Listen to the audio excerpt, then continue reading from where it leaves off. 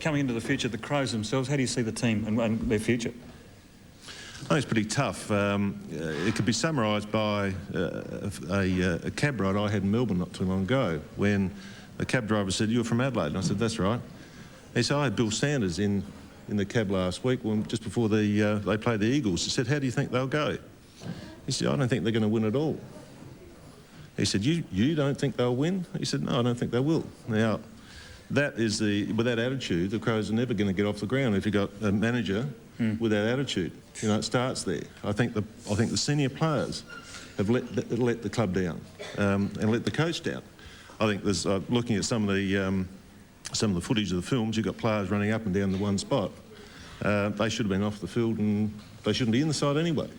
I think that's their problems. I think there's problems with even the board of the club, that it's not necessarily the coach that needs to cop the full shot. There's obviously someone that loads the bullets before you fire the trigger, and you go through that board, you know, and the match committee. There's got to be people on there look at themselves, and you know, quite frankly, if they're going to put a Victorian coach in and think about that, then why don't we go the whole way and say, let the board resign, stick a Victorian board in there. Ooh. If they feel that way, right, let's get on with it. Don't play around. So they're actually going to shoot themselves with those bullets? Well, they could do, you know. All right, controversial stuff. I think there's, and I think it goes a long way. If they were really serious about the full event and the rest of the season, they should be in Melbourne this weekend. Not just for this year, but for the younger players that need the experience from years to come. Go and have a look at two teams playing. They get a bye. What are they doing? They're probably having a picnic up in the parkland somewhere. Nothing's organised. Training's no big deal, like girls, is it? It's not a special event. Players love it. You've got a manager that's had a week on holidays, and there's only 2 weeks to go before the end of the year. You know, you've got a board that's probably and people saying, well, you know, we're not serious about the rest of the year. So what about the 40,000 fans that are going to turn up and going to pay the money? Yeah. Are you going to say to the 40,000 fans, look, we're not really serious about the rest of the year.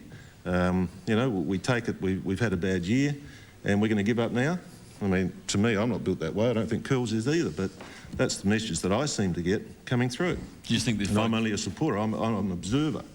Do you think their focus perhaps is on something outside just winning football games, which really is what a football team's all about? I think the horse has bolted. I think during the year, the downturn started, I think, about half-time in the Essendon match last year, when some of the players thought they were in the grand final, saw themselves in the ticker tape parade, and you know, the game was blown because of just experience and people, you know, not getting them to do the right thing.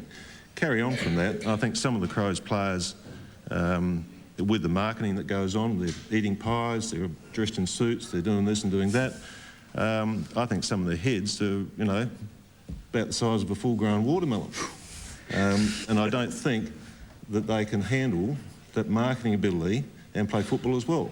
You don't see people in Melbourne getting excited to the extent of losing the plot. I think this year, I think they've lost a lot of direction, and they're concentrating on things off-field, and it could be for the marketing arm, I don't know. But they've lost the plot and what they're there for, and that's to play football. Now I think they've probably woken up that, you know, the fun and games aren't all a part of it, and they should really get down the guts of playing football. Is it a syndrome of the one team in one town? I think it's a syndrome of, quite frankly, maybe inexperience in management, or maybe it's inexperience or lack of knowledge on the effect it's had on the players, and that's directly within the club. And not only the coach, I don't think the coach has not necessarily got much to do with the marketing side of it, but somebody in there should be saying, look, too much time's been spent with these guys, concentrating on other things and not getting down the tin tacks. And I think it's far too late, you know, to say you lose 6 matches, blame the coach. You know, just a bit more than that. It goes right back to the board and to the match committee. You know, the match committee, you've got, you know, let's face it, there's some guys on there that should be, you know, in wheelchairs. You know, they're a bit old and... Fred, that'll do. Quite frankly, you know, they do need people that are up with today's events, not shadows of the past. But the amazing thing is, you play football, you win the games, the rest happens. It doesn't work the other way around, does it? Absolutely not. You know, and that's football. Well, no doubt a lot of that will filter back to the club, and some sensational stuff there from Fred Phillis, and we thank him for coming in. Thanks, Fred. We'll go to a break. We'll be back with more in just a moment.